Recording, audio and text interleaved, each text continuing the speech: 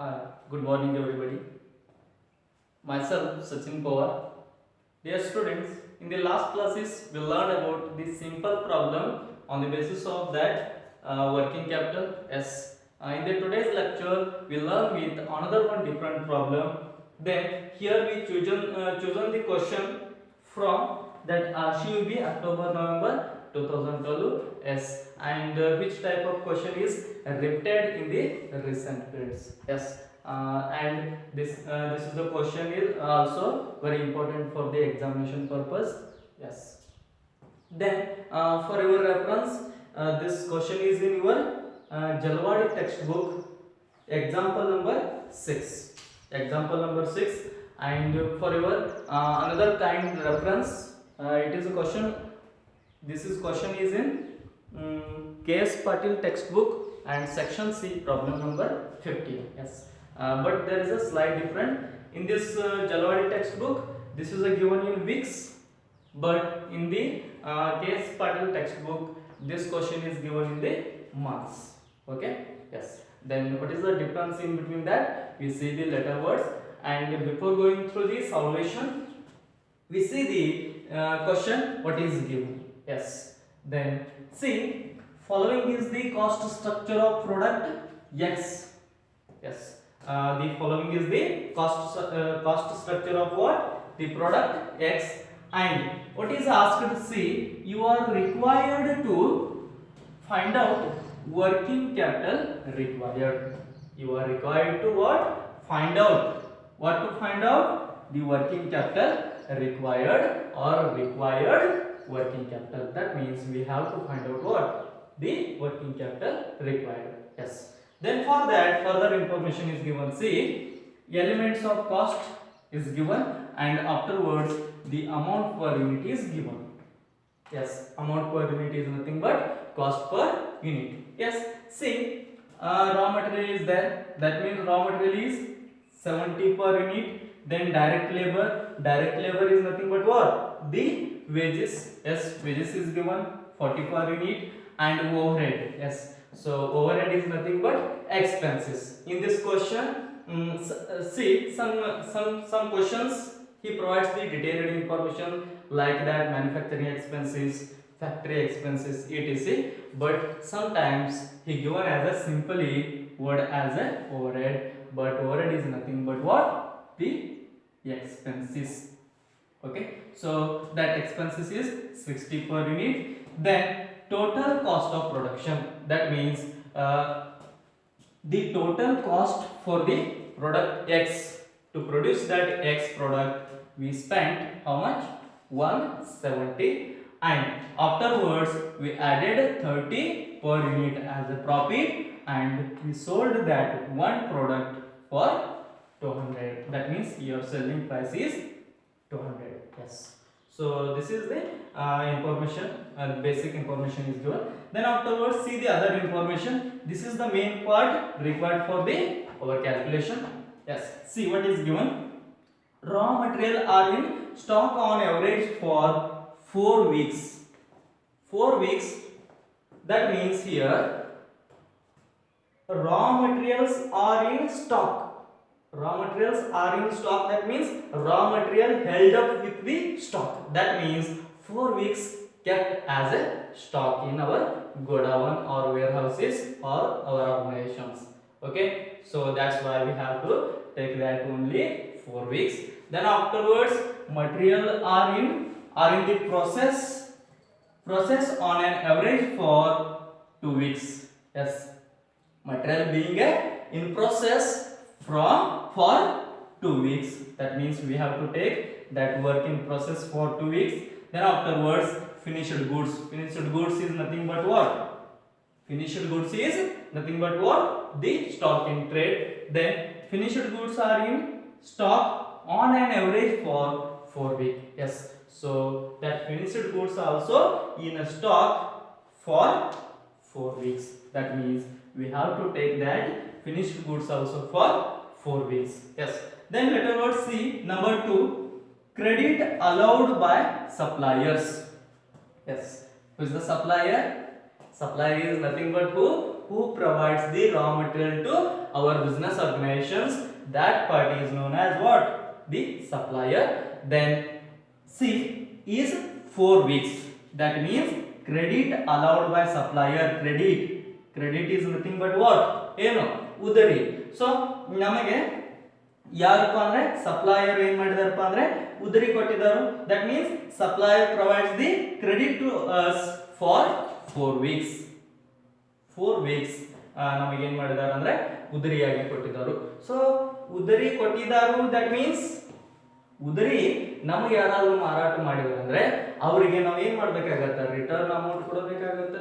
So ನಾವು ಕೊಡಬೇಕಾಗತ್ತೆ ಅಂದ್ರೆ ಅವರು ನಮಗೆ ಏನಾಗ್ತಾರೆ ಅಂದ್ರೆ ಸಾಹುಕಾರರಾಗ್ತಾರೆ. ಯಾಕೆಂದ್ರೆ ಅವರು ನಮಗೆ ಉದರಿ ಕೊಟ್ಟಿದಾರಲ್ಲ. So that's why they becomes a creditor. So supplier becomes what? The creditors. Then C number 3, credit allowed to customer is 8 weeks. Yes. So it is opposite to that creditor or that suppliers. That means creditor or supplier ಯಾವ ರೀತಿ ನಮಗೆ ಉದರಿಯಾಗಿ ಸರಕುಗಳನ್ನ ಅಥವಾ ರಾ ಮೆಟೀರಿಯಲ್ಗಳನ್ನ ಮಾರಾಟ ಮಾಡ್ತಾರೋ ಅದೇ ರೀತಿಯಾಗಿ ನಾವು ಏನ್ ಮಾಡ್ತೀವಪ್ಪ ಅಂದ್ರೆ ನಾವು ಇಲ್ಲಿ ಒಂದು ಬಿಸ್ನೆಸ್ ಆರ್ಗನೈಸೇಷನ್ ಅಂತ ಕ್ರಿಯೇಟ್ ಮಾಡೋಣ as a thing, as a practical. Yes. So ನಾವು ಏನ್ ಮಾಡ್ತಾ ಇದೀವಿ ಅಂದ್ರೆ ಆ ಸಪ್ಲೈಯರ್ ದಿಂದ ರಾ ಮೆಟೀರಿಯಲ್ ಅನ್ನ ಖರೀದಿ ಮಾಡಿ ಅದನ್ನ ಫಿನಿಶ್ಡ್ ಪ್ರಾಡಕ್ಟ್ ಆಗಿ ಮಾಡಿ ನಾವು ಮಾರಾಟ ಮಾಡ್ತಾ ಇದ್ದೀವಿ. ಯಾರಿಗೆ? ಕಸ್ಟಮರ್ಗೆ. ಎಸ್. ನಾವು ಅಂದ್ರೆ ನಾವು ಒಂದು ಬಿಸ್ನೆಸ್ ಆರ್ಗನೈಸೇಷನ್ ಅಂತ ಟ್ರೀಟ್ ಮಾಡೋಣ. ದೆನ್ ಸೊ ಕಸ್ಟಮರ್ಗೆ ಏನ್ ಮಾಡಿದಾರೆ ಅಂದ್ರೆ ಏನ್ ಮಾಡ್ತಾ ಇದೀವಿ ಅಂದ್ರೆ ಕ್ರೆಡಿಟ್ ಅಲೌಡ್ ಟು ಕಸ್ಟಮರ್, ಉದರಿಯನ್ನ ಕೊಡ್ತಾ ಇದ್ದೀವಿ. ಯಾರಿಗೆ? ಕಸ್ಟಮರ್ಗೆ. ಎಷ್ಟು? For 8 weeks. ಸೊ 8 weeks ಗಳಿಗೆ ಏನ್ ಮಾಡ್ತಾ ಇದೀವಿ ಅಂದ್ರೆ ಉದರಿ ಕೊಡ್ತಾ ಇದೀವಿ. ದೆನ್ ಈ 8 week ಗೆ ಮಾತ್ರ ನಾವ್ ಏನ್ ಮಾಡ್ಬೇಕಂದ್ರೆ ಕ್ಯಾಲ್ಕುಲೇಷನ್ ಮಾಡ್ಬೇಕಾಗುತ್ತೆ. Then after see lag in payment of wages is 1.5 weeks. Yes, lag in payment of wages is 1.5 weeks. Lag in payment of wages is nothing but that means the portion of that 1.5 weeks wages is we have to pay. That means that is outstanding. ನಾವು ಕೊಡಬೇಕಾಗುತ್ತೆ. So ಬಾಕಿ ಇದೆ ಇನ್ನು ಎಷ್ಟು? 1.5 ವಾರದ್ದು. So then ಕೊಡಬೇಕಾಗುತ್ತೆ ಅಂದ್ರೆ that is we see that is one liability part. Then see lag in payment of overhead expenses is 4 weeks. So yes, so in this question overhead is given. Overhead is nothing but what? The expenses. So then this word maximally used in costing. Yes, so costing dalli maximum agi word use agutte. So here overhead is nothing but that is one expenses.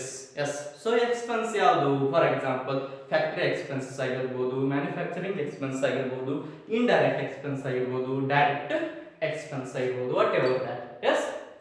So ಒಂದು ವಸ್ತುವನ್ನು ಉತ್ಪಾದನೆ ಮಾಡಬೇಕಾದ್ರೆ ಅಲ್ಲಿ ಹಲವಾರು ವೆಚ್ಚಗಳು ತಗೊಳ್ತಾವೆ. Common ಆಗಿ ಅದನ್ನು ಏನ್ ಮಾಡ್ತೀವಿ ಅಂದ್ರೆ ಎಕ್ಸ್ಪೆನ್ಸಸ್ ಆರ್ ಓವರ್ಹೆಡ್ ಅಂತ ಟ್ರೀಟ್ ಮಾಡ್ತಾ ಇದ್ದೀವಿ. ಅವುಗಳನ್ನ ಎಷ್ಟು ಕೊಡಬೇಕು? For 4 weeks. So that is also ಏನಾಗುತ್ತೆ ಅಂದ್ರೆ ಕೊಡಬೇಕು ಅಂದ್ರೆ ನಮ್ಮ ಹೊಣೆಗಾರಿಕೆ ಆಗುತ್ತೆ. That is one liability part. So calculation ಮಾಡಬೇಕಾದ್ರೆ we see that. See the next yes, another one important here. See, 1/4 of output is sold against cash. Yes. See, ಕಸ್ಟಮರ್ಗೆ ಉದ್ರಿಯಾಗಿ ಕೊಟ್ಟಿದ್ದೀವಿ ಅಂದ್ರೆ ಉದ್ರಿಯಾಗಿ ಅಲೌಡ್ ಮಾಡಿದ್ವಿ 8 weeks ಅಂದ್ರೆ ಉದ್ರಿ ಮಾರಾಟ ಮಾಡಿದೀವಿ ಅಂತ ಅರ್ಥ. ಆದ್ರೆ ಏನ್ ಹೇಳ್ತಾರಪ್ಪ ಅಂದ್ರೆ ಕ್ವೆಶ್ಚನ್ ದಲ್ಲಿ 1/4 ಆಫ್ ಔಟ್ಪುಟ್, ನಾವು ಏನು ಉತ್ಪಾದನೆ ಮಾಡಿದೀವಲ್ಲ, ಏನು ಔಟ್ಪುಟ್ ಬಂದಿದೆ ಅದರಲ್ಲಿ 1/4 ಅನ್ನ ಸೊಲ್ಯೂಷನ್ ಮಾಡ್ಬೇಕಾದ್ರೆ ನೋಡೋಣ 1/4 ಎಷ್ಟು. ಸೊ 1/4 ಅನ್ನ ಏನ್ ಮಾಡಿದೀವಪ್ಪ ಅಂದ್ರೆ ಸೋಲ್ಡ್ ಅಗೇನ್ಸ್ಟ್ ಕ್ಯಾಶ್ ಅಂದ್ರೆ ಕ್ಯಾಶ್ ಗೆ ಮಾರಾಟ ಮಾಡಿದೀವಿ. Yes. So in the last classes ನಾವು ಡೀಟೇಲ್ ಆಗಿ ನೋಡಿದೀವಿ. Yes, that total sales is categorized into 2 types. One is cash sales, another one credit sales. Yes. So ನಮಗೆ ಇಲ್ಲಿ ಕೇವಲ ರಿಕ್ವೈರ್ಡ್ ವರ್ಕಿಂಗ್ ಕ್ಯಾಪಿಟಲ್ ಬೇಕಾಗಿರೋದ್ರಿಂದ ಕ್ರೆಡಿಟ್ ಬೇಸ್ ಮೇಲೆ ಹೋಗಬೇಕಾಗುತ್ತೆ. ದೆನ್ ಕ್ಯಾಶ್ ಗೆ ಏನಾದರೂ ಮಾರಾಟ ಮಾಡಿದ್ರೆ ಅಂದ್ರೆ ಅದನ್ನ ಡಿಡಕ್ಟ್ ಮಾಡಬೇಕಾಗುತ್ತೆ. ಬಟ್ ಎಸ್ ಡಿಡಕ್ಟ್ ಇದನ್ನ ಡೈರೆಕ್ಟ್ ಆಗಿ ಡಿಡಕ್ಟ್ ಮಾಡಬಹುದು, ಇಲ್ಪ ಅಂದ್ರೆ ಡೈರೆಕ್ಟ್ ಆಗಿ ರಿಮೈನಿಂಗ್ ಅಮೌಂಟ್ ಅನ್ನ ಕ್ರೆಡಿಟ್ ಆಗಿ ತೆಗೆದುಕೊಳ್ಳಬೇಕು. ಹೌದಾ? So how to that we see in the solution part. See then after next cash in hand and at bank is expected to be rupees 20,000. Yes, so ಏನಂತ expect ಮಾಡ್ತಾ ಇದ್ದಾರಪ್ಪ ಅಂದ್ರೆ question ಏನಂತ ಹೇಳ್ತಾರೆ ಅಂದ್ರೆ cash in hand. So cash in hand ಆಗಿರ್ಬೋದು, cash at bank ಆಗಿರ್ಬೋದು, ಅದು 20,000 ಇರಬಹುದು ಅಂತ ಏನ್ ಮಾಡಬೇಕು, ಎಕ್ಸ್ಪೆಕ್ಟ್ ಮಾಡ್ರಿ ಅಂತ ಕೇಳ್ತಾ ಇದ್ದಾರೆ. ಸೊ ದೆನ್ ಆಫ್ಟರ್ ಲಾಸ್ಟ್ಲಿ ಏನ್ ಕೊಟ್ಟಿದಾರಪ್ಪ ಅಂದ್ರೆ you are required to prepare statement showing working capital. Yes, so ನಿಮಗೆ ಏನು ಕೇಳಿದಾರಪ್ಪ ಅಂದ್ರೆ you are required to prepare, ಏನನ್ನ ಪ್ರಿಪೇರ್ ಮಾಡಬೇಕು, statement showing working capital needed. Working capital needed is nothing but working capital required. Yes, so to a finance, and this is a very important, to finance a level of activity of 80,000 units of production. Yes, so only for 80,000 units of production. So working capital required ಅನ್ನ calculate ಮಾಡಬೇಕು. But ಎದಕ್ಕೆ, ಒಂದು ಕಂಪ್ನಿಯನ್ನು ತಗೊಂಡಾಗ numbers of ಯೂನಿಟ್ಸ್ಗಳಲ್ಲಿ production ಆಗ್ತವೆ, ಹೌದಾ. So ಆದ್ರೆ here ಏನು ಒಂದು ಕಂಡೀಷನ್, ಏನು 80,000 ಯೂನಿಟ್ಸ್ ಆಫ್ ಪ್ರೊಡಕ್ಷನ್ಗೆ ಒಂದು 80,000 ಯೂನಿಟ್ಸ್ ಅನ್ನ ನಾವು ಪ್ರೊಡಕ್ಷನ್ ಮಾಡಬೇಕಾದ್ರೆ ಅಲ್ಲಿ ಏನೇನು ಖರ್ಚುಗಳು ಆಗ್ತಾವ, ಅಲ್ಲಿ ಏನು ನಮ್ದು ಅಸೆಟ್ಗಳು ಸ್ಟ್ರಕ್ಚರ್ ಆಗತ್ತೆ, ಯಾವ ರೀತಿ ಅಸೆಟ್ ಸ್ಟ್ರಕ್ಚರ್ ಆಗುತ್ತೆ, that is current asset, then current liability, ಅಲ್ಲಿ ಯಾವ್ಯಾವ ರೀತಿ ನಮಗೆ ಹೊಣೆಗಾರಿಕೆಗಳು ಬರ್ತಾವು ಅನ್ನೋದನ್ನ ನಿಮಗೆ ಏನ್ ಮಾಡಿದಾರಪ್ಪ ಅಂದ್ರೆ ಸಾಲ್ಯೂಷನ್ ಮಾಡಲಿಕ್ಕೆ ಕೇಳಿದರು. Yes, so that is one very simple problem and for the examination purpose it is a very important ಅಂತ ಹೇಳ್ಬೋದು. ಎಸ್, ಸೊ ದೆನ್ ನಿಮ್ಮ ಟೆಕ್ಸ್ಟ್ ಬುಕ್ ದಲ್ಲಿನೂ ಕ್ವಶನ್ ಇದಾವೆ. ಸೊ ಯಾರ ಹತ್ರ ಟೆಕ್ಸ್ಟ್ ಬುಕ್ ಇಲ್ಲ, just note down this question, then later words we go through the solution. Yes, take the question.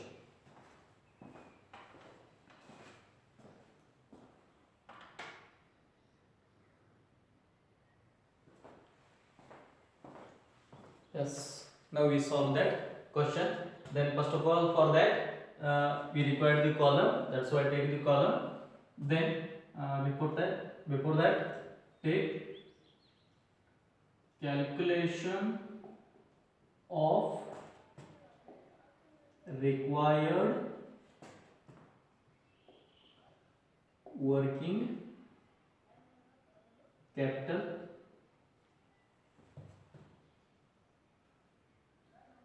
take the columns.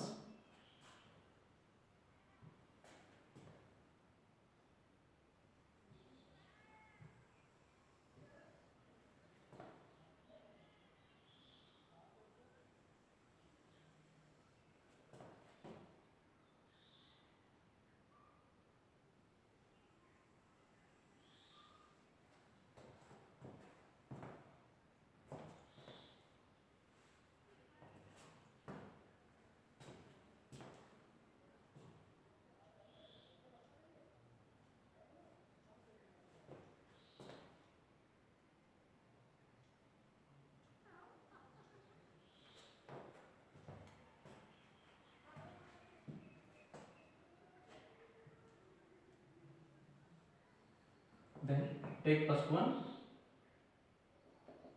particulars, rupees. Yes,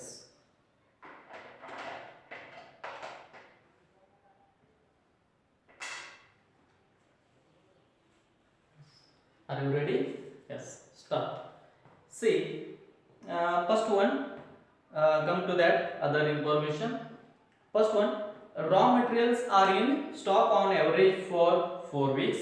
Yes, raw material ಅನ್ನ 4 ವೀಕ್ಗಳು ಏನು ಹೇಳ್ತಾರಪ್ಪ ಅಂದ್ರೆ 4 ವೀಕ್ಗಳು ಹೆಲ್ಡ್ ಅಪ್ ಆಗಿದಾವು where in the stock. So ಆ 4 ವೀಕ್ಗಳಿಗೆ ತೆಗೆದುಕೊಳ್ಳಬೇಕು. Then ಒಂದು basic requirement number of years, so ಎಷ್ಟು 52 ವೀಕ್ಸ್. ಎಸ್, ಸೊ ಲಾಸ್ಟ್ ಕ್ಲಾಸ್ದಲ್ಲಿ ಇವೆಲ್ಲ ಡೀಟೇಲ್ ಆಗಿ ತೆಗೆದುಕೊಂಡು ಹೋಗಿದ್ದೀವಿ. Then that is one basic requirement for that. See, then before that ಕೊಟ್ಟಂತ ಇನ್ಫಾರ್ಮೇಶನ್ ಅನ್ನ ನಾವು ಎರಡು ಪಾರ್ಟ್ ದಲ್ಲಿ ಡಿಸ್ಟ್ರಿಬ್ಯೂಟ್ ಮಾಡಬೇಕಾಗುತ್ತೆ. ಒಂದು ಕರೆಂಟ್ ಅಸೆಟ್, ಇನ್ನೊಂದು current liability. For that take two heads. One is number A current assets. Then on the basis of transaction ನಾವು ಏನು ಮಾಡಬೇಕಾಗತ್ತಂದ್ರೆ, ಸೊ ಸ್ಪೇಸ್ ಆಧಾರ ಮೇಲೆ ಕರೆಂಟ್ ಅಸೆಟ್ ಮತ್ತು ಕರೆಂಟ್ ಲಯಬಿಲಿಟಿ ತೆಗೆದುಕೊಳ್ಳಬೇಕಾಗತ್ತೆ. ಇಲ್ಪ ಅಂದ್ರೆ ನೀವು ಡೈರೆಕ್ಟ್ ಆಗಿ ಫಸ್ಟ್ ಕರೆಂಟ್ ಅಸೆಟ್ ತೆಗೆದುಕೊಂಡು ಆಮೇಲೆ ಕರೆಂಟ್ ಲಯಬಿಲಿಟಿ ತೆಗೆದುಕೊಳ್ಳಬಹುದು. ಇಲ್ಪ ಅಂದ್ರೆ ಸೈಮಲ್ಟೇನಿಯಸ್ ಆಗಿ ಅಟ್ ಎ ಟೈಮ್ ಬಿಡಿಸಿಬಿಡುವುದು. Number B current liabilities.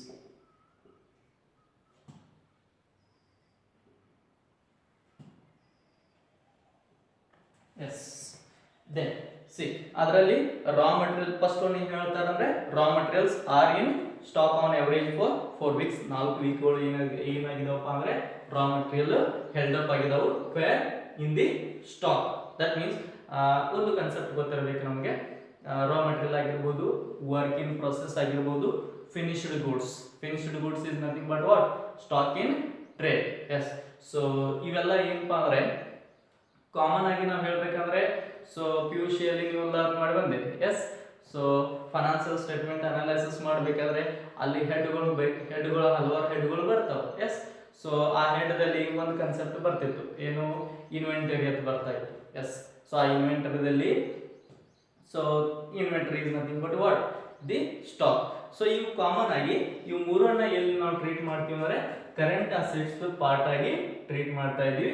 That's why we take this in this concept. Yes so raw material ಆಗಿರ್ಬೋದು, ವರ್ಕ್ ಇನ್ ಪ್ರೊಸೆಸ್ ಆಗಿರ್ಬೋದು ಅಥವಾ ಫಿನಿಶ್ಡ್ ಗೂಡ್ಸ್. ಎಸ್ ಸೊ ಅದರಲ್ಲಿ ಫಸ್ಟ್ ಒನ್ ಏನಿದೆ raw material. That is ಏನು raw materials are in stock on average for 4 weeks ಇದೆ. So 4 ವೀಕ್ಗಳಿಗೆ ಮಾತ್ರ ತಗೋಬೇಕು ರಾ materials. So ಇನ್ನು ರಾ ಮಟೀರಿಯಲ್ಸ್ 4 ವೀಕಿಗೆ ತೆಗೆದುಕೊಳ್ಬೇಕು ಅಂದಾಗ ದೆನ್ ಅಲ್ಲಿ ರಾ ಮಟೀರಿಯಲ್ ಕಾಸ್ಟ್ ಏನಿದೆಪ್ಪ ಅಂದ್ರೆ ಕಾಸ್ಟ್ ಪರ್ ಯೂನಿಟ್ ಇಸ್ ಕೊಟ್ಟಿದ್ದಾರೆ. ಎಷ್ಟು 70 ಪರ್. ಬಟ್ ಏನಾದರೂ ಟೋಟಲ್ ಕಾಸ್ಟ್ ಕೊಟ್ಟಿದ್ದಾರೆ ಇಲ್ಲ. So that's Y first of all ಏನು ಮಾಡಬೇಕು, ನಮಗೆ ಆ ಟೋಟಲ್ ಕಾಸ್ಟ್ ಅನ್ನ ಬೇಕು. ಟೋಟಲ್ ಕಾಸ್ಟ್ ಹೆಂಗೆ ಬರುತ್ತಪ್ಪ ಅಂದ್ರೆ ಒಂದು ಫೈನಾನ್ಸ್ ಲೆವೆಲ್ ಆಕ್ಟಿವಿಟಿ ಅನ್ನು ಕೊಟ್ಟಿದ್ದಾರೆ ನೋಡಿ. See the last line of the question. C finance level of the finance A level of activity of 80,000 units of production. ಅಂದ್ರೆ 80,000 ಯೂನಿಟ್ಗಳನ್ನು ಉತ್ಪಾದನೆ ಮಾಡಲಿಕ್ಕೆ. ಸೊ ಹಾಗಾದ್ರೆ 80,000 ರಾ ಮಟೀರಿಯಲ್ ಖರೀದಿ ಮಾಡಿದೀವಿ ಅಂತ ಅರ್ಥ. ಅಷ್ಟಿಗೆ ನಾವು ಏನ್ ಮಾಡ್ಬೇಕಂದ್ರೆ ಟ್ರೀಟ್ ಮಾಡಬೇಕು. That is how to that 80,000 into 80,000. this is not cost, this is a unit. Yes, so per unit rate is ಮೇಲ್ಗಡೆ ಕೊಟ್ಟಿದ್ದಾರೆ ನೋಡಿ. ಸಿ ಆಯ್ತು that raw materials 70 per unit. then ಅವಾಗ ನಮಗೆ ಏನು ಸಿಗುತ್ತೆ ಅಂದ್ರೆ raw material ಕಾಸ್ಟ್ ಸಿಗುತ್ತೆ. ಬಟ್ raw material ಎಷ್ಟು 4 ವೀಕ್ಸ್ ಹೆಲ್ಡ್ ಅಪ್ ಇರೋದ್ರಿಂದ ಎಸ್ ಸೊ ದೆನ್ ಆ ಸ್ಟಾಕ್ ದಲ್ಲಿ ಹೆಲ್ಡ್ ಅಪ್ ಇರೋದ್ರಿಂದ ನಾವು ಏನು ಮಾಡ್ತೀವಿ ಅಂದ್ರೆ 4 ವೀಕ್ಸ್ ಗೆ ತೆಗೆದುಕೊಳ್ಳಬೇಕು. That's why take into 4 divide by total weeks in a year 52. Yes, then calculate that. Yes, take 80,000 into 70 into 4 divided by 52. So answer being ಎಷ್ಟು ಬರುತ್ತೆ ಅಂದ್ರೆ 4,30,769. 4,30,769 is the answer. Yes. The next, materials are in process on average for 2 weeks. Materials are in process is nothing but work in process. So work in process. So work in process, 80,000 unit is common for all the transactions. Then take 80,000 high because we have to produce only 80,000 units. Yes. So raw material ಎಷ್ಟು ತಗೊಂಡಿವಿ 70 ತೆಗೆದುಕೊಂಡಿವಿ. ಆದರೆ question in arise ಆಯ್ತು ಏನು. So ಹಾಗಾದ್ರೆ sir work in ಪ್ರೊಸೆಸ್ಗೆ ಎಷ್ಟು cost ತೆಗೆದುಕೊಳ್ಬೇಕು. Yes so very simple. See work in process ಅಂದ್ರೆ ನಾವು raw material ಅನ್ನ ಖರೀದಿ ಮಾಡಿದೀವಿ. ರಾ ಮಟೀರಿಯಲ್ ಅನ್ನ ಖರೀದಿ ಮಾಡಿದ ಮೇಲೆ ಸೊ ಏನಾಯ್ತಪ್ಪ ಅಂದ್ರೆ C Ra material first of all raw material ಖರೀದಿ ಮಾಡಿದೀವಿ 70 ಗೆ 1 ಯೂನಿಟ್ಗೆ 70 ಖರೀದಿ ಕೊಟ್ಟಿವಿ, ಕಾಸ್ಟ್ ಆಯ್ತು. Then after then raw material ದಿಂದ ನಾವು ಏನ್ ಮಾಡ್ಬೇಕಂದ್ರೆ ಫಿನಿಶ್ಡ್ ಗೂಡ್ಸ್ ಆಗಿ ಮಾಡಬೇಕು. ಫಿನಿಶ್ಡ್ ಗೂಡ್ಸ್ ಆಗಿ ಮಾಡ್ಬೇಕಂದ್ರೆ ಸೊ ಅಲ್ಲಿ ನಮ್ದು ಲೇಬರ್ ಗಳನ್ನ ಯೂಸ್ ಮಾಡ್ತೀವಿ, ಕಾರ್ಮಿಕರನ್ನ ಅವರಿಗೆ ವೇಜಸ್ ಆಗಿ ಕೊಡಬೇಕು. ಸೊ ಅಲ್ಲಿ ಕಾಸ್ಟ್ ಆಗುತ್ತೆ ನಮಗೆ. ಎಸ್, ಸೊ ಇನ್ನ ಅಲ್ಲಿ ಮಷಿನರಿ ಎಕ್ಸ್ಪೆನ್ಸ್ ಗಳಾಗಿರ್ಬೋದು ಅಥವಾ ಫ್ಯಾಕ್ಟರಿ ಎಕ್ಸ್ಪೆನ್ಸ್ ಗಳಾಗಿರ್ಬೋದು ಅಥವಾ ಮ್ಯಾನುಫ್ಯಾಕ್ಚರಿಂಗ್ ಎಕ್ಸ್ಪೆನ್ಸಸ್ ಅಂತ ಕರಿತೀವಿ. ಸೊ ಆ ಎಕ್ಸ್ಪೆನ್ಸಸ್ ಗಳು ಏನಾಗ್ತಾವಪ್ಪ ಅಂದ್ರೆ ಇಲ್ಲಿ ನಾವು ಸ್ಪೆಂಡ್ ಮಾಡ್ತೀವಿ ಫಾರ್ ಒಂದು ಸಿದ್ಧ ವಸ್ತು ಆಗಿ ರೆಡಿ ಮಾಡುವಂತ ಪ್ರಕ್ರಿಯೆಯಲ್ಲಿ. That means work in process. ಒಂದು ಪ್ರಕ್ರಿಯೆ ಏನಿದೆಯಲ್ಲ ಸಿದ್ಧ ವಸ್ತುವಾಗಿ ಮಾಡಲಿಕ್ಕೆ, ಆ ಪ್ರಕ್ರಿಯೆಯಲ್ಲಿ ಇವು ಮೂರು ಏನ್ ಮಾಡ್ತೀವಿ ಅಂದ್ರೆ ನಾವು ಸ್ಪೆಂಡ್ ಮಾಡ್ತೀವಿ. ದಾಟ್ಸ್ ವೈ ಇದರ ಮೂರು ಟೋಟಲ್ ಏನಾಗತ್ತಪ್ಪ ಅಂದ್ರೆ ವರ್ಕ್ ಇನ್ ಪ್ರೊಸೆಸ್ ಕಾಸ್ಟ್ ಆಗುತ್ತೆ. ಎಸ್, ಸೊ ಹೀಗಾಗಿ cost of production is nothing but what the total cost. Yes, ಆ ಟೋಟಲ್ ಕಾಸ್ಟ್ ಅನ್ನ ತೆಗೆದುಕೊಳ್ಳಬೇಕು. Then into 170. Is it clear? Yes, so 170 ತೆಗೆದುಕೊಳ್ಳಬೇಕು. And afterwards work in process ದಲ್ಲಿ ಎಷ್ಟಿದೆ ನೋಡ್ರಿ, 2 weeks ಇದೆ. So that's why into 2 divide by number of weeks in a year 52. Yes, so calculate ಮಾಡಬೇಕು. Then 80,000 into 170 into 2 divide by 52. So ಎಷ್ಟು ಬರುತ್ತಪ್ಪ ಅಂದ್ರೆ 5,23,000 76.92 ಅಂತ ಬರುತ್ತೆ. 76.92, but 9 is above 5, that's why ಅದನ್ನ ರೌಂಡ್ ಅಪ್ ಮಾಡ್ಕೋರಿ. ದೆನ್ ಎಷ್ಟಾಗತ್ತೆ ಅಂದ್ರೆ 7. Yes, so how to that? See, 5,23,000 76.923 something is there. Okay, so how to that means very simple. See, 9 is above 5. Yes, so below 5 ಇದ್ರೆ rounded up ಮಾಡೋದಿಲ್ಲ, ಇದು ಎಷ್ಟು ಇರುತ್ತೆ ಅಷ್ಟೇ ಇಟ್ಬಿಡಬೇಕು. But above 5 ಇರೋದ್ರಿಂದ ಇದನ್ನ ಏನ್ ಮಾಡೋದು ಅಂದ್ರೆ ರೌಂಡೆಡ್ ಅಪ್ ಮಾಡಬೇಕು. How to that? See, cancel it. ಇದನ್ನ 9 ಅನ್ನ ಕ್ಯಾನ್ಸಲ್ ಮಾಡಿದೀವಿ. ಅಲ್ಟಿಮೇಟ್ಲಿ ಇಲ್ಲಿ ನೆಕ್ಸ್ಟ್ ಯಾವುದು 6 ಇಸ್ ದಟ್. ಸೊ ಈ 6 ಗೆ ಏನ್ ಮಾಡ್ಬೇಕಂದ್ರೆ 1 ಅನ್ನ ಆಡ್ ಮಾಡಬೇಕು. ಸೊ 1 ಅನ್ನ ಆಡ್ ಮಾಡಿದ್ರೆ this is 770,325. yes, 5,23,070 77 is the ಏನಪ್ಪಾ ಅಂದ್ರೆ ರೈಟ್ ಫಿಗರ್. ಎಸ್, ಸೊ ಈ ತರ ರೌಂಡೆಡ್ ಅಪ್ ಮಾಡಬೇಕು. ದೆನ್ ಎಷ್ಟು ಬಂತು? 5,23,077. The next finished goods is that, see, finished goods are in stock on average for 4 weeks. 4 ವೀಕ್ಗಳಿಗಿದೆ. So finished goods current asset part, that's why take finished goods. Yes, then finished goods common ಆಗಿ 80,000 ತೆಗೆದುಕೊಳ್ಳಿ. 80,000 it is common for all the transaction. Then 80,000 ಎಷ್ಟು ಹೇಳ್ತಾರಪ್ಪ ಅಂದ್ರೆ ಎಷ್ಟು weeks? 4 weeks. Yes, so 4 ವೀಕಿಗೆ ಕೊಡಬೇಕು. Before that finished goods ಒಂದು ಸಿದ್ಧ ವಸ್ತುವಾಗಿ ನಾವು ರೆಡಿ ಮಾಡಿದೀವಿ ಅಂದ್ರೆ ಅಗೇನ್ ಇವು ಮೂರು ಕಾಸ್ಟ್ಗಳು ಅಲ್ಲಿ ಏನ್ ಮಾಡಿದ್ವಿ ಅಂದ್ರೆ ನಾವು ಸ್ಪೆಂಡ್ ಮಾಡಿದೀವಿ. ಸೊ ಹೀಗಾಗಿ ಇದ್ರ ಮೂರು ಟೋಟಲ್ ಕಾಸ್ಟ್ ಇಲ್ಲಿ ಬರುತ್ತೆ. That means into 170 into 4 weeks ಕೊಟ್ಟಿರೋದ್ರಿಂದ take 4 divide by 52. Yes, so ಇದರದ ಆನ್ಸರ್ ಎಷ್ಟು ಬರುತ್ತೆ ಅಂದ್ರೆ 80,000 into 170 into 4 divide by 52. Yes, so ಎಷ್ಟು ಬರುತ್ತಪ್ಪ ಅಂದ್ರೆ ಇದ್ರದ್ದು 10,46,153.846 is there. 8 that means that is also above 5, that's why ಅದನ್ನ ರೌಂಡ್ ಅಪ್ ಮಾಡ್ಕೊಡ್ರಿ. So 10,46,153 is there. 154. Yes, 154. So then 153.8 is the 8 ಅನ್ನ ಕ್ಯಾನ್ಸಲ್ ಮಾಡಿ 3 ಗೆ 1 ಅನ್ನ ಆಡ್ ಮಾಡಿದ್ರೆ 4 ಆಗುತ್ತೆ. Yes, is it clear? Yes. Then next yes number 2, credit allowed by suppliers is 4 week. So supplier ಹೇಳಿದೆ ನಿಮಗೆ ಆಲ್ರೆಡಿ. ಎಸ್, ಸಪ್ಲೈಯರ್ ಬಿಕಮ್ಸ್ ಯಾರು? Creditor who provides the raw material to us. So raw material ಕೊಟ್ಟಿದಾರಪ್ಪ ಅಂದ್ರೆ ನಾವು ಏನು ಮಾಡಬೇಕು ಅವರಿಗೆ? So amount ಕೊಡಬೇಕು ಅಂದ್ರೆ ಏನು? ನಮ್ಮ ಹೊಣೆಗಾರಿಕೆ. ಸೊ ಹೊಣೆಗಾರಿಕೆ ಅಂದ್ರೆ ಎಲ್ಲಿ ಬರುತ್ತಾ? Current liability. Liability that means ಹೊಣೆಗಾರಿಕೆ. ಸೊ ಯಾರಪ್ಪ ಅಂದ್ರೆ ಅವರು ಕ್ರೆಡಿಟರ್ಸ್. ಸೊ ಕ್ರೆಡಿಟರ್ಸ್ ದೆನ್ ಎಷ್ಟು? ಕ್ರೆಡಿಟರ್ಸ್ ಎಷ್ಟು? 4 weeks. 4 weeks ಗೆ ಕೊಡಬೇಕು. But before that take that 80,000 is a common. Yes, into 80,000 is not cost, 80,000 is a units. S, ನಮಗೆ ಕಾಸ್ಟ್ ಬರಬೇಕಾದ್ರೆ ಪರ್ ಯೂನಿಟ್ಲೇ ನಾವು ಮಲ್ಟಿಪ್ಲಿಕೇಶನ್ ಮಾಡಬೇಕು. ಆಫ್ಟರ್ವರ್ಡ್ಸ್ ನಮಗೆ ಕಾಸ್ಟ್ ಸಿಗುತ್ತೆ. ಬಟ್ ಹಾಗಾದ್ರೆ ಯಾವ ಕಾಸ್ಟ್ ಪರ್ ಯೂನಿಟ್ ತೆಗೆದುಕೊಳ್ಬೇಕು? Yes, question rise. Very simple. So creditor ನಮಗೆ ಉದ್ರಿಯಾಗಿ ಕೊಟ್ಟಿದ್ದಾರೆ. ಕ್ರೆಡಿಟರ್ ಅಂದ್ರೆ ಯಾರು? ಸಪ್ಲೈಯರ್. ಹಾಗಾದ್ರೆ ಸಪ್ಲೈಯರ್ ನಮ್ಗೆ ಏನು ಕೊಟ್ಟಿದ್ದಾರೆ? Yes, raw material. Raw material ಅನ್ನು ನಮಗೆ ಏನು ಮಾಡಿದಾರು? ಮಾರಾಟ ಮಾಡಿದ್ದಾರೆ.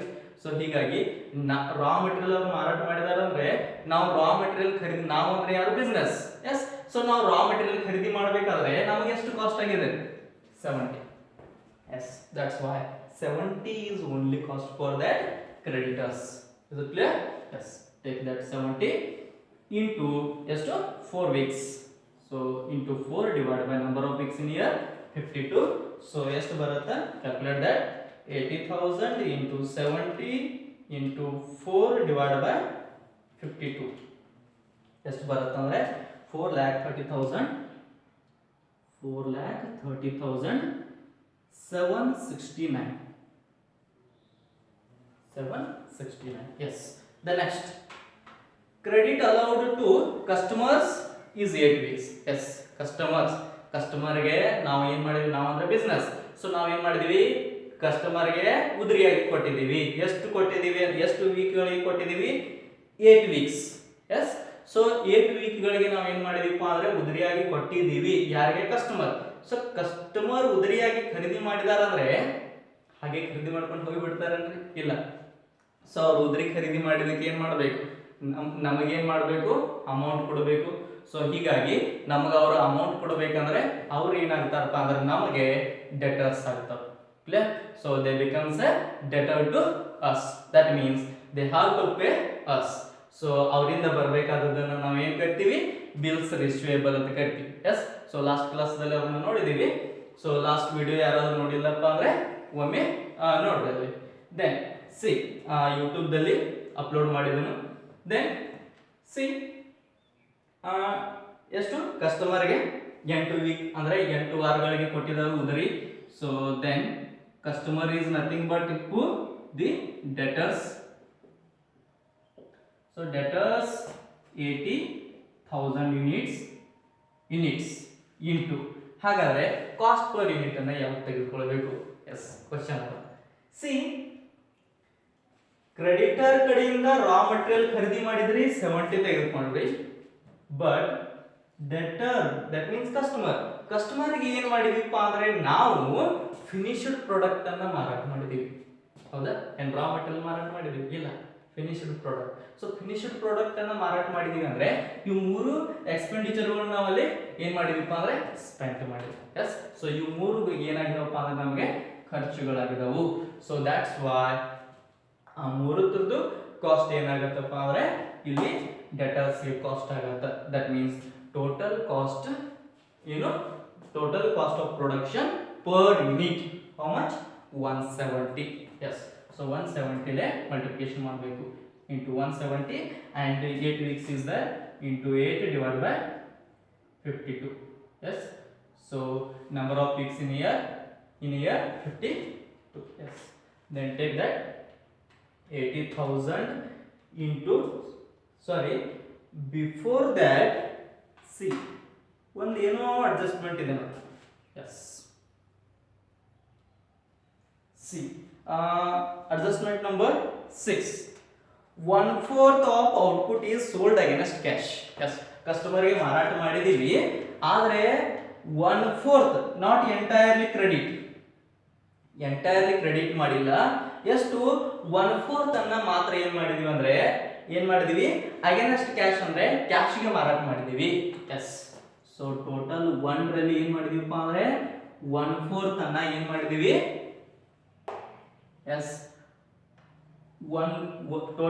ಟೋಟಲ್ ಸೇಲ್ಸ್ ಅನ್ನ 1 ಅಂತ ಟ್ರೀಟ್ ಮಾಡೋಣ. 1 ದಲ್ಲಿ ಏನ್ ಮಾಡಿದೀವಪ್ಪ ಅಂದ್ರೆ 1/4 ಅನ್ನ ಮಾರಾಟ ಮಾಡಿದೀವಿ. ಹಾಗಾದ್ರೆ 1/4 ಅನ್ನ ಕ್ಯಾಶ್ಗೆ ಮಾರಾಟ ಮಾಡಿದೀವಿ. ಹಾಗಾದ್ರೆ ರಿಮೈನಿಂಗ್ ಎಷ್ಟು ಉಳಿತು? That means 4 into 1, 4 minus 1 divided by 4 is equal to how much? 3 divided by 4. That means remaining becomes 3/4. So 3 divided by 4 ಏನ ಉಳಿತಲ್ಲ, ಸೊ ಇದನ್ನ ಮಾತ್ರ ಏನ್ ಮಾಡಿದೀವಪ್ಪ ಅಂದ್ರೆ ನಾವು ಕ್ರೆಡಿಟ್ ಗೆ ಮಾರಾಟ ಮಾಡಿದೀವಿ. Yes, is it clear? ಇಲ್ಪ ಅಂದ್ರೆ ವೆರಿ ಸಿಂಪಲ್. ಸಿ, ಸೊ ಇದೊಂದು ಫುಲ್ ಒಂದು ಭಾಗ ಅಂತ ತಿಳ್ಕೊಳ್ಳೋಣ. ಇದರಲ್ಲಿ ಏನ್ ಮಾಡಿದೀವಿ ಅಂದ್ರೆ 1/4, ದಟ್ ಮೀನ್ಸ್ ಒಂದು ಭಾಗವನ್ನ ನಾವು ಏನ್ ಮಾಡಿದೀವಪ್ಪ ಅಂದ್ರೆ ಮಾರಾಟ ಮಾಡಿದೀವಿ. ಎದಕ್ಕೆಪ್ಪ ಅಂದ್ರೆ ಕ್ಯಾಶ್. ಎಸ್, ಸೊ ಹಾಗಾದ್ರೆ ಎಷ್ಟು ಭಾಗ ಉಳಿದು ನೋಡ್ರಿ? 1, 2, 3. Yes, that is 3. Yes, so ಆ 3 ಭಾಗವನ್ನು ಏನ್ ಮಾಡಿದೀವಪ್ಪ ಅಂದ್ರೆ ಉದರಿ ಮಾರಾಟ ಮಾಡಿದೀವಿ. ದಟ್ ಮೀನ್ಸ್ ಅದಕ್ಕೆ 3/4 ಗೆ ಮಾತ್ರ ನಾವ್ ಏನ್ ಮಾಡ್ಬೇಕು? ಬ್ಯಾಲೆನ್ಸ್ ಅನ್ನ ಶೋ ಮಾಡಬೇಕು. Yes, that's why into 3 divided by 4. Is it clear? Yes. So question ಅನ್ನ ಕ್ಲಿಯರ್ ಆಗಿ ನೋಡಬೇಕು. ಸೊ ಡೋಂಟ್ ಏನು ಬಿಡಿಸ್ಬೇಕಾದ್ರೆ ಆನ್ಸರ್ ಎಲ್ಲ ಬರುತ್ತಂದ್ರೆ ಓವರ್ ಕಾನ್ಫಿಡೆಂಟ್ ಆಗಿ ಹೋಗ್ಬಾರ್ದು. ಕ್ಲಿಯರ್? ಎಸ್. ಸೊ ಬಹಳಷ್ಟು ಸೂಕ್ಷ್ಮವಾಗಿ ಬಿಡಿಸ್ತಾ ಹೋಗ್ಬೇಕು to score out of out. Okay, so then ನಮ್ಮ ಟಾರ್ಗೆಟ್ ಎಲ್ಲಿ ಇರಬೇಕು? ಔಟ್ ಆಫ್ ಔಟ್ಗೆ ಇರಬೇಕು. Yes, then see 80,000 into 170 into 8 divided by 52 into 3 divided by 4. So answer ಎಷ್ಟು ಬರುತ್ತೆ ಅಂದ್ರೆ 15 lakh 69,230.76 is there. 7 is above 5, that's why ಅದನ್ನ ರೌಂಡ್ ಅಪ್ ಮಾಡ್ರಿ. So 69,231. yes, 231. yes.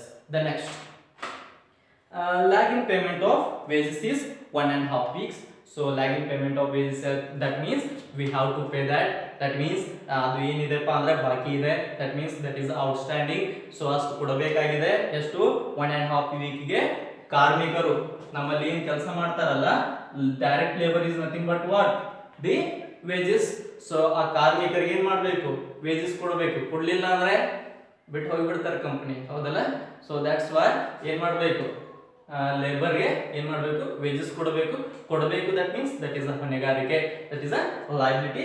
Take that OS wages or lagging payment of wages ಅಂತ ಬರೀಬಹುದು.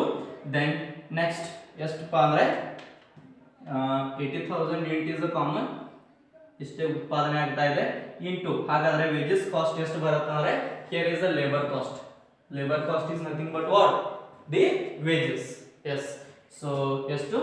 40 into, ಹಾಗಾದ್ರೆ ಎಷ್ಟು? 1.5 ವೀಕಿಗೆ ಅಂತ ಹೇಳ್ತಾರೆ. So that's why into 1.5 divided by 52 weeks. yes, so then calculate that 80,000 into 40 into 1.5 divided by 52. So answer becomes 92,307.69 is there. Again 6 is the above 5, that's why rounded up that. See 308. yes. The next, is it clear? yes. See lag in payment of overhead expenses is 4 weeks. yes. Then I have already told that means the sometimes the clear information is given, that is the manufacturing expenses or production expenses or machine expenses etc. But sometimes commonly given as a overhead. Overhead is nothing but expenses. Expenses, that means we have to pay. We have to pay, that means that is our liability. Clear? ಅದು ಏನಪ್ಪಾ ಅಂದ್ರೆ ನಮಗೆ ಹೊಣೆಗಾರಿಕೆ. That's why so lag in payment of overhead. Overhead is nothing but expenses. So overhead expenses, how much? That is 80,000 units are common for all. Then after into overhead cost is given. Yes, how much? 60. Take that 60. This is the direct information. 60 into then ಎಷ್ಟು ವೀಕ್ಗೆ 4 ವೀಕ್ಗೆ ಕೊಡಬೇಕು into 4 divide by number of weeks in year 52. Yes, calculate that. 80,000 into 60 into 4 divided by 52. So answer ಎಷ್ಟು ಬರುತ್ತೆ ಅಂದ್ರೆ 3,69,000 to 30.76 is there. Again 7 is above 5. ಅದನ್ನ round up ಮಾಡ್ಕೊಡ್ರಿ. So to 31. Yes. The next 1/4 of output is sold against cash. Yes, 1/4 of output cash ಗೆ sold ಆಗಿದೆ. So ಅದನ್ನ ನಾವು ಏನು ಮಾಡಿದೀವಿ, ಡಿಡಕ್ಟ್ ಮಾಡಿದೀವಿ. ಅಂದ್ರೆ ರಿಮೈನಿಂಗ್ ಎಷ್ಟು 3/4 ಆಲ್ರೆಡಿ ಟ್ರೀಟ್ ಮಾಡಿದೀವಿ. So the next number 7, cash in hand and at bank is expected to be rupees 20,000. Cash in hand ಆಗಿರ್ಬೋದು ಅಥವಾ at bank ಆಗಿರ್ಬೋದು ಎಷ್ಟು ಇರಬೇಕು ಅಂತ ಎಕ್ಸ್ಪೆಕ್ಟ್ ಮಾಡ್ರಿ ಅಂತ ಹೇಳ್ತಾರೆ ಅಂದ್ರೆ 20,000. So take that. That is one current asset part. So it is cash in hand bar cash at bank. So ಎಷ್ಟು 20,000. Yes, ಎಲ್ಲ ಇನ್ಫಾರ್ಮೇಶನ್ ಏನು ಮಾಡಿದೀವಿ, ಕಂಪ್ಲೀಟ್ ಮಾಡಿದೀವಿ. ಸಿ ದ್ಯಾಟ್ ಯಾವ್ದಾದ್ರು ಬಾಕಿ ಉಳಿಯುತ್ತೆ ನೋಡ್ರಿ. ಎಸ್, ನೋ, ಎಲ್ಲ ಇನ್ಫಾರ್ಮೇಶನ್ ಏನು ಮಾಡಿದೀವಿ, ರೆಕಾರ್ಡ್ ಮಾಡಿದೀವಿ. Then after take that. So first of all ಏನು ಮಾಡಬೇಕಂದ್ರೆ ಎಲ್ಲ ಕರೆಂಟ್ ಅಸೆಟ್ಗಳನ್ನ ಟೋಟಲ್ ಮಾಡಿ ಔಟರ್ ಕಾಲಮ್ದಲ್ಲಿ ತೆಗೆದುಕೊಳ್ಬೇಕು. See that 4,30,769 plus 5,23,077 plus 10,46,154 plus 15,69,231 plus 20,000. Yes. So answer is 35,89,231. Yes. Total current asset is 35,89,231. And later words we have to make the total of that current liability. Then see that 4,30,769 plus 92,308 plus 3,69,231. Yes.